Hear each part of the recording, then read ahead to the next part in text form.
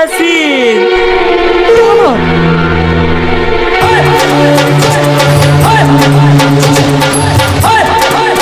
বন্ধুরা, জাঙ্গিয়া কার নাটকটিতে কিছু ধামাকা ধামাকা কাহিনী ফুটে উঠেছে। সকালে গ্রামের উঠানে কাজ চলছিল, হঠাৎ গাছের নিচে একখানা জাঙ্গিয়া পরে থাকতে দেখা গেল। এক লোক চিৎকার করে বলল, আরে এ আবার কার জিনিস?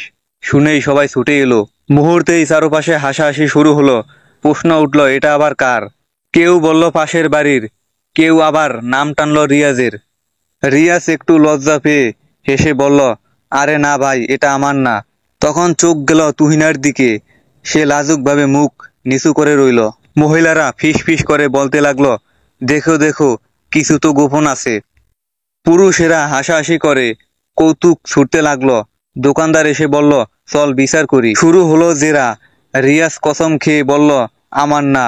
তুহিনা লজ্জায় কথা ছড়িয়ে পড়ল। কেউ বলল এটা প্রেমের চিহ্ন, আবার কেউ বলল নিশ্চয়ই কোনো লুকোনো কাহিনী। গ্রাম জুড়ে হাস্যকর পরিবেশ। সবাই একে অপরকে সন্দেহ করতে লাগলো। বুড়ো মামা হুকুম দিলেন, এখনই বিচার হবে। মাঝখানে রাখা হলো জাঙ্গিয়া।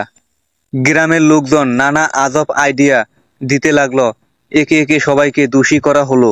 রিয়াজ মজা করে তুহিনাকে খোঁচা দিলে তুহিনা রাগে লাল হয়ে তাকালো।